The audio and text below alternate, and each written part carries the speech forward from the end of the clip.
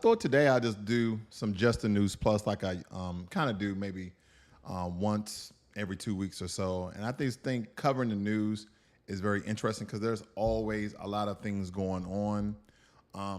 And a lot of these things may seem disconnected from us, but it is actually connected to us. We need to be watching these things very closely because case law is important. Case law is very, very important, and that should be actually pointed out. Listen to this. At one point, grabbed the gun that father was wielding to attempt to protect them. We know that one of the boys was able to flee into a field near the home. And again, we know from his admission, father hunted that boy down, drug him back to the property, and executed him in front of witnesses. The mother was shot through the hand in her attempt to protect her children. Judge, I asked the court in setting this bond to just begin to imagine their fear. This was the man that... Now, what we need to understand is that this gentleman that you see in this black, some sort of protective, bulletproof, straight jacket, he unalived his 3 sons. He lined them up and he unalived them, 3, 4, and 7. And here's the court proceedings that we're watching now. And what we need to understand is that this is considered a mass shooting. This is considered a mass unliving because anything over 2 people passing away by the way of certain, gun violence, that's kind of been the narrative lately in the perspective that the news media gives us. That is not what we like to believe gangs or groups of people in Chicago. That is where you are speaking with your non-black friends and they say, what about Chicago? What about Baltimore and all these other places? Well, majority of mass shootings are usually done in the white community. 2, they're usually done by a white male ages 18 to 45, even though sometimes that happens outside of the confines of the age brackets. And then thirdly, majority of mass shootings in America are someone who's closely related with family members, usually the dad or an uncle, that essentially wipes out the entire family or a large portion of it. Every day they woke up looking to for protection, love, guidance in all things. Man they trust more than any other person on earth. Person they rely upon to keep them safe from harm. He was their world, he was their guardian, and he executed them in cold blood.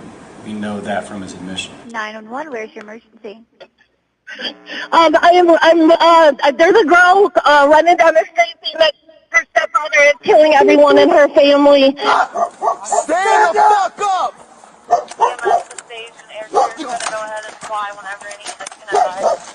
Get your hands out of here. 72. Tell me 21. Send the air. There's got to be confirmed that there's people in the first aid, and that's the shooter who's not complying. They need to take care of the victims. They have to shoot him and shoot him. Man, I ain't trying to hurt nobody. I'm completely sober. Never did drugs 63, in my we're life. 21. Get the EMS over here. Well, I did drugs when I quit, but I don't do drugs now.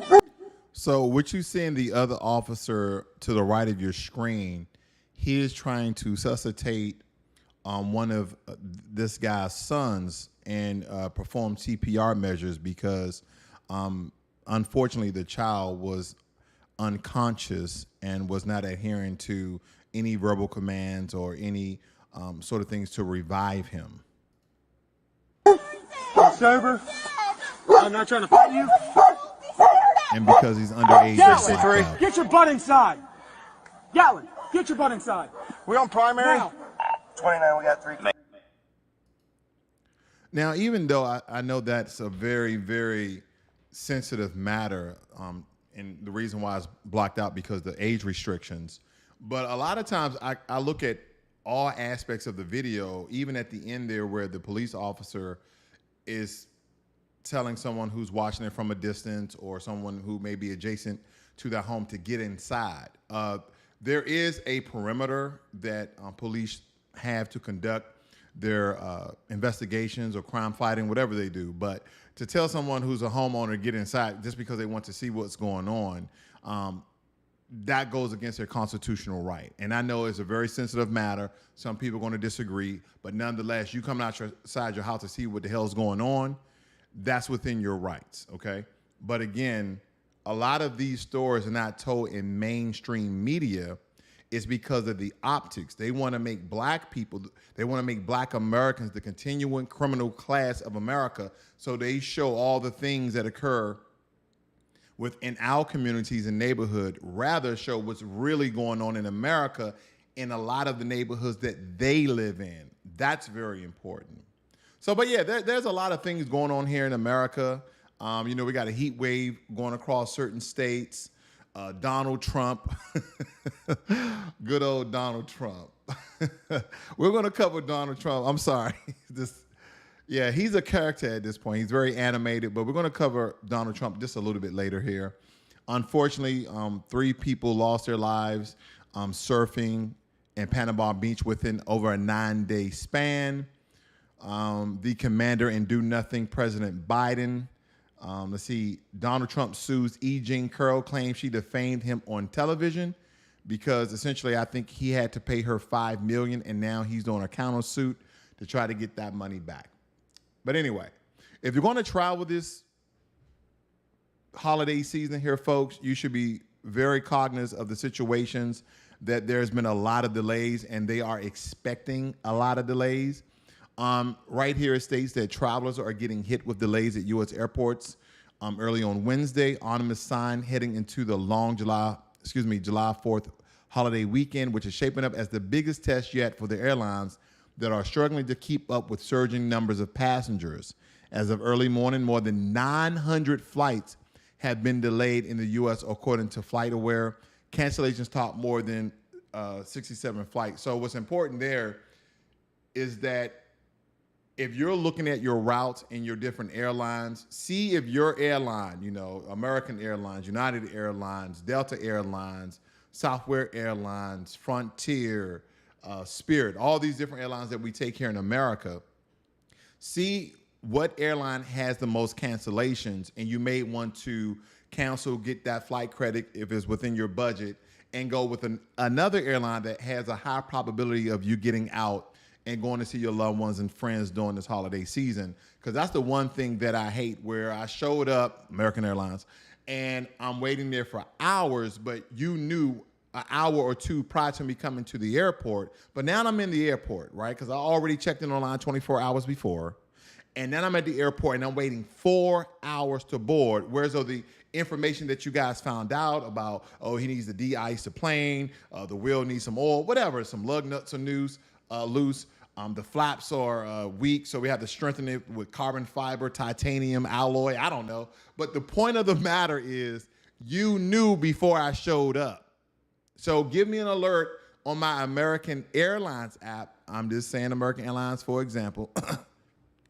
But these are some of the technologies that could help assist your patrons in having a peace of mind and not waiting 4 hours at the airport. I digress. I'm just saying, don't waste my damn time because you guys don't have it together after I done paid my hundreds and thousands of dollars with your airline. That's all I'm saying. Of course, the war in Ukraine, unfortunately, is still going on. It states here that at least 11 people were unalive when missile strike hits popular restaurant. And this is in Ukraine, as I stated before. Ukrainian emergency services workers and firefighters are clearing debris in an attempt to locate people who might still be alive under the rubble on the day after a strike on a popular restaurant in Kramatorsk, Ukraine, on today's date, okay? So this is still going on. There's a lot going on there, family. This has been going on for centuries, and this is the one thing they won't essentially give you the history of Europeans fighting amongst one another. Now, prior to them creating the UK and all these alliances and partnerships and having allies throughout the European nations, as well as the Western world, including America, which is in some regards, I'm gonna get in trouble if I say this, but oh well. In some regards, a British colony. Okay, same colors of the flag, same Marines. If you guys know what I'm referring to, you'll get it on the way home. Okay, for those who are not understanding, you'll get it on the way home. But that's very important that they've been at war for years, right? Kind of like Gaza, the Gaza Strip, and Israel.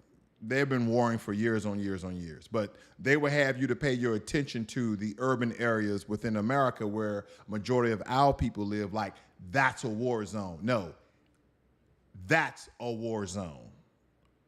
Okay? That's a war zone, actually. Okay? They can't get it together.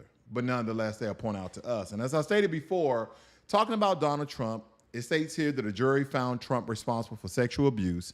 Now he's suing his accuser for saying she was raped, right? As we have it here, former President Donald Trump is trying to turn the tables on the advice columnist who won a $5 million jury award against him in a sexual abuse lawsuit, saying in a countersuit that she owes him money and a retraction for continuing to insist she was raped, even after a jury declined to agree. Lawyers for the Republican presidential candidate filed papers late Tuesday saying E. Jean Carroll should pay Trump unspecified compensatory and punitive damages and retract her damaging statements. Now, last time I checked, isn't this the same president that on amongst one of those vacation buses, those cruise buses, with a group of his rich friends stated that he just go around grabbing women's pussies? Is that not what he said? That he goes up to beautiful women and just kiss them in the mouth. Now, it could be true, okay? I'm playing a little bit of angel's advocate here. It could be true that he did not do anything sexual or sexual abuse in nature to this particular woman here. But at the same time, with the given history that you audibly and verbally said that was recorded, and it was verified that it was you, it's very, very hard to believe. That's all I'm saying. Because I don't know what's the truth or what's not the truth, but I know what you said, that you go up to beautiful women and just kiss them in the mouth. You don't ask them, you just do it. You go up to beautiful women and you grab them in the crotch area. So, again, no sympathy there from me. This is what's going on in America, besides the heat. Now, something that's a little more close to home here. I thought this was this explicit picture in nature. State troopers arrest man seen pointing gun at driver after road rage crash in Collin County. And this is the face of America. We need to arm ourselves just as much as those other folks are arming themselves. As you see in a road rage accident here, this man, road raging, so to speak, has pulled out a gun over a traffic accident. Now, it states here that a man is in custody accused of pulling a gun on another driver following a road rage crash Tuesday afternoon on the President George Bush Turnpike in Collin County. A Texas spokesman said troopers were called shortly after 3 p.m. to report of a man with a gun on the eastbound lanes of the turnpike near Preston Road. The driver of a 2018 Hyundai Elantra, driven by Cristinio Pinheiro de whatever his name is seems as though it's of Hispanic or Italian descent, said he was road raging when he struck a 2008 Hyundai Sonata, the spokesman said. After both drivers pulled over, the Abreu was seen pointing a gun toward the other driver. Now, what's funny about this, they said that the driver of the 2018 Hyundai Elantra, driven by Cristinio, the light-skinned gentleman here, was road raging when he struck a 2008 Hyundai Sonata. So what you're seeing is the person who was road raging, who hit the black gentleman, got out of his car and pulled a gun on him. This is the face of America. right? And here's the scene here of you guys. And this is in broad daylight. Have him at gunpoint. He is not a law enforcement agent. He's just a person who lost it. But he decided to get outside of his car and pull a gun on someone because he hit them in this accident. Doesn't make any sense to me. Maybe it does to you. And then it goes on to say that a United States Postal Inspection Service officer saw what was happening and detained both drivers until state troopers arrived. That's very intriguing. Now, maybe you guys are aware. Maybe you guys are aware that United States Postal Inspection Service officers carry a weapon, or have the authority. I know he's a federal employee, but has the authority to do a citizen's arrest. Yeah, I don't know the last time I've seen a postal worker or a United States postal inspector hold someone accountable for the crime they committed. I don't know. And then they have a mugshot of the guy, just in case you see him walking around near you.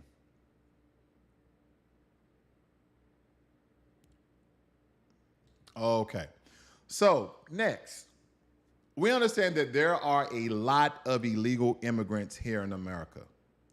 And by the way of the Democratic Party, they have been heavily funded. Especially, they have been pushed, they have been driven, they have been flown to majority of the large black cities where black Americans reside. And they have been funded heavily by the Democrats.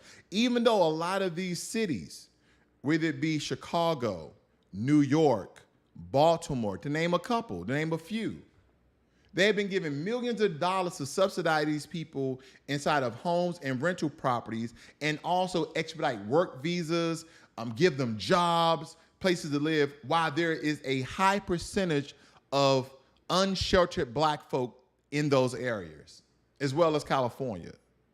So when we look at the dynamics of this, and black Americans continue to vote for a Democratic Party that promises everything or hint or gesture or what they're going to do for us and continue to yield no results, I'm trying to figure out who are the fools here. And I'm not saying go over and render your vote to the GOP, the conservative, the Republican Party. I'm not saying that. I'm just saying that we have to be unified and organized with our vote. We're either going to do it on a grassroots level and put in grassroots candidates for actual change, because we can't depend on Obama, right? We depended on him at one point in time. You fooled me. What George Bush say? Fooled me once.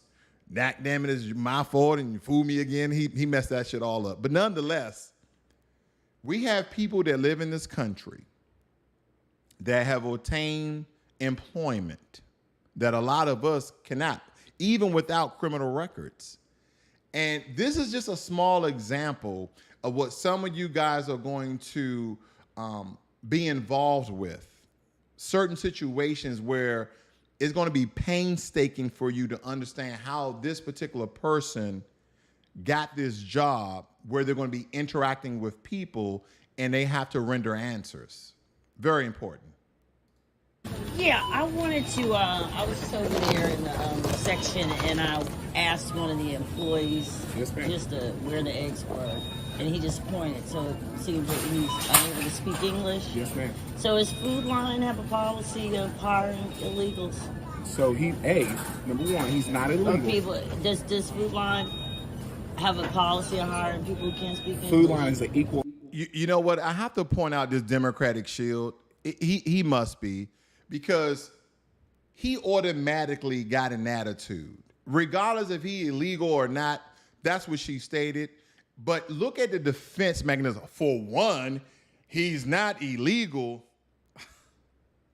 Boy, we got some coons everywhere, don't we?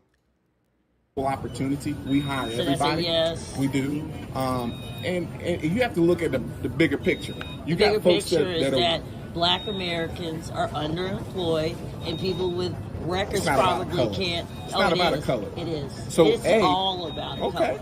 I'm It's all glad about a color. It's not. And I don't want to be seeing people who can't Okay. speak English, who just got here, Okay. who have no record Yes, of ma'am. whatever, but are allowed to just come in and get jobs. So there's a that's hiring process? I know there's a hiring process. So I'm he not has- trying to get a job here. I understand. But I want to know where I'm shopping, and I want to know that the Absolutely. businesses that I support Yes, ma'am. support the community. So- and hiring illegal. Come on, Brandon. Let the lady speak. Of course, she's an elder.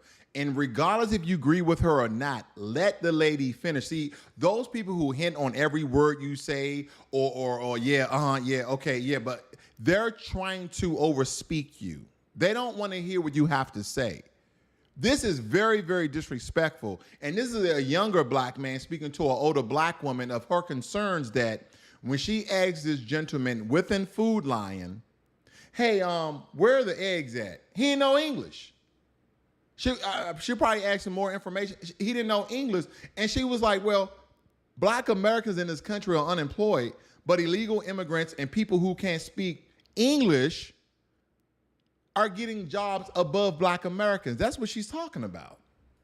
And He's not- hiring people where who do you- can't where do you speak see he's- English. I'm sorry, but people I- who can't speak English fine. have not been here. Yes, ma'am. And I'm pretty sure he's not legal. There's and a I number- just wanted there's a to know number- what there's a your. number at the I bottom of spoke your with receipt. you. That's what I needed. So Thank two you. things. Get it out, Carl. Thank you. Not one word came out about Thank you. Thank you. See, my problem here, he didn't provide any solutions. He didn't provide any answers. The only thing he gave was freaking excuses. And so to top it all off, things like this really gets under my skin. Chicago Mayor eyes $25 million plan to cover rent for illegal immigrants. How is he better than Lori Lightfoot? How is he better than Mr. Lightfoot? Miss Lightfoot, pun intended. But how is he even better? So they put in a coon to replace it with a coon. Then it states liberal Brandon Johnson wants rental assistance, expedited work permits for Chicago's illegal population. How does that resonate with you, family? I mean, and really, when we look at the sanctuary cities, I don't have a list. There's a long list of sanctuary cities where a lot of black Americans, foundational black Americans reside. And millions upon millions of dollars is being granted to people who are not even citizens of this country. Instead of doing things that are constitutionally correct, because a lot of these so-called asylum seekers, if we really look up what asylum means in America, none of these people are pending political prosecution from their country. Right? And a lot of times we kind of lean and we kind of gravitate towards Mexico, but no, it's not only Mexico, it's South America as well, and Central America. These people are coming hundreds of miles because we have democratic shields and people in place to provide shelter, food, water, and jobs. See, so instead of empowering and employing and sheltering black Americans who need it the most, we rather use these groups as buffer groups as the new voting base for the Democratic Party. But you guys keep voting them in. You keep voting them in. I mean, when these people are running, there should be only one question. What are you going to do for the black Americans of Chicago? If they start double speaking and speaking outside the side of their neck and start tap dancing and avoiding and deflecting the question, they are not the candidate for you. If they're not speaking to your own personal and special interests of the community, then the candidate is not for you. And then more times than not, if the Democratic Party has presented a candidate for you, meaning that he has money behind him that didn't come from a grassroots source, then chances are he's a coon.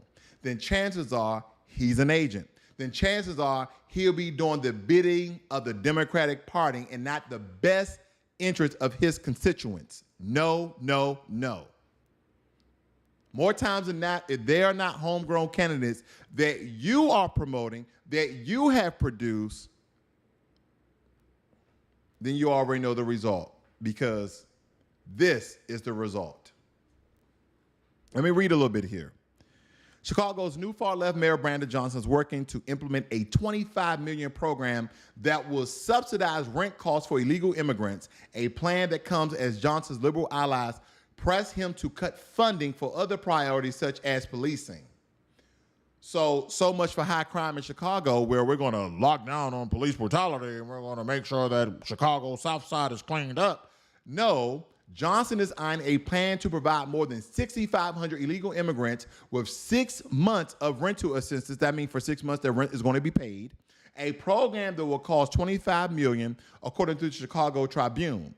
Both city and state taxpayers will be on the hook for the plan, given that Johnson is seeking a state assistance to fund it. In addition to the rent subsidies, Johnson wants to work with the federal government to expedite work permits for the illegal immigrants so they can sustain themselves after the subsidies expire. You can characterize our strategies as ultimately resettlement.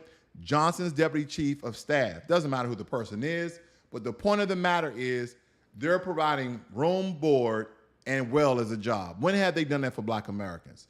When did they say, you know what, those of you who are underemployed, unemployed, who are struggling, not only we're going to help you with your rent, we're going to help you with your rental assistance, we're going to help you with your mortgage, help you get back on your feet. We're also going to provide you with jobs. Because a lot of you would like to believe that a lot of these immigrants come over here with all these construction skills. With all these construction skills, well, you know, those immigrants, man, they know how to build stuff from the ground up. No, they do not. A lot of them do not. Do some of them come over here knowing how to build a house, know how to develop a neighborhood? Some of them do. A lot of them learn on the job. A lot of them learn how to bricklay. A lot of them learn how to pour concrete. A lot of them know how to do framing. A lot of them learn on the job how to do roofing. They learn these things here in America on the job from their compadres. All this money that these cities all of a sudden come up with, why can't they empower the Black citizens who are struggling and are dying on the streets? Because we know there's an agenda at hand. And for this family, the problem could be us. We continue to vote these fools in, knowing that they promise us nothing. Because as they stated, who's cutting the check on this one? The Chicago residents are cutting the check because they're using taxpayers' dollars to fund this initiative. That's what's going on. Next,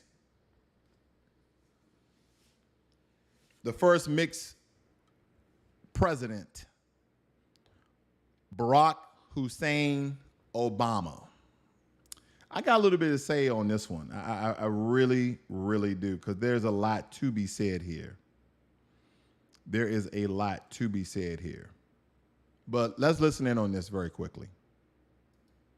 And I guess combined with that, how do you interpret two candidates of color, Nikki Haley, former governor of South Carolina, Tim Scott, senator of South Carolina, who is saying that Obama wants to keep essentially race as part of the equation, a part of the conversation, and you don't believe that everybody has an equal chance in the United States, no matter what their color? Well, look, I won't comment on what Republican candidates say. I'm not running, so they can they can find other ways to occupy their time. I think race has always been the fault line in American life and American politics. That's not original to me. I think any observer of America would say that. And by the way, that historically has not sort of been a one-sided partisan issue. My favorite president, Abraham Lincoln, did an awful lot to advance the cause of freedom, and conversely, he still bunked ass. The Democratic Party was. I have to stop it right here. His favorite president, President Abraham Lincoln, that only signed the Emancipation Proclamation to win the war for the position of power and to undercut the positioning and economic power of the South because they had slaves and property that were slaves because of all the work that our ancestors did. So that's the only reason why you could even be mentioning Abraham Lincoln, because he didn't do it for our best interest. He did it for the position of power, being president. Because some people look at President Obama, his historic election as the first Black American president, mixed, that he instilled hope, which he didn't, because hope doesn't feed your family. Hope doesn't do anything. The only thing that hope could do and probably have done is inspired people. See, some people believe it would usher in a new era of progress for Black Americans. However, when we do a critical analysis, it reveals that Obama's policies and actions did not always align or never align with the expectations of Black people on the urge and the vein of Black empowerment.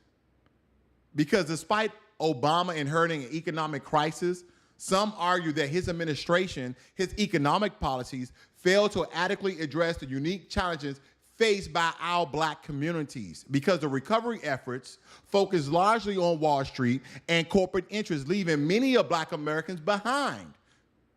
Income inequality remained a persistent issue. The wealth gap remains a persistent issue, with wealth disparities widening during his presidency. We became poorer under Obama. And I'm not saying go and vote for a GOP candidate, but the truth is the truth. We became poorer under Obama. Where the Dixiecrats resisted civil rights and progress for years and imposed Jim Crow. So yeah, it is something that America has had to grapple with for centuries. I think we have made real progress, and you know, although I was always skeptical. No, he must be talking about white Americans have made real progress, because think about it. President Obama's efforts in criminal justice reform were nationally notable, right? Because with initiatives such as the Fair Sentencing Act and the Clemency Project providing some relief, but because of Black Americans, we contended this, right? We were the major critics, that more could have been done to address the systematic issues such as police brutality and racial profiling within Black communities. Did we become a protective class like President Biden did with the agents? Hell no, because the persistent struggles faced by Black Americans in encounters with law enforcement suggests that substantial change was not achieved at all. That my election somehow signified a post-racial America. If you look at any speech I gave throughout my presidency, I was always someone who reminded the country of the progress that was possible. That was my brand, right? That's part of the hope and change thing. But what I've also always said about hope was it can't be blind hope. It can't be a willful ignorance to our history. We reckon with our history. Okay. So he keeps talking about hope, right? He has a book, Hope We Can Believe In, Hope That We Can Change. But did hope help the education system in America? Because while education is widely recognized as a crucial factor in promoting upward mobility, Obama's education policies face criticism for failing to adequately address specific challenges faced by Black students, by Black Americans within the HBCU sector. The achievement gap persisted, and disparities in funding and resources between predominantly Black schools and their counterparts remain largely unchanged. Obama, what did hope do for the educational system for Black Americans? Nothing. We then get better. That's how we perfect our union. You know, in the same way that Germany got better when it looked squarely at what happened during World War II and came to terms with that. And that's part of why it is a thriving, stable, and increasingly diverse society.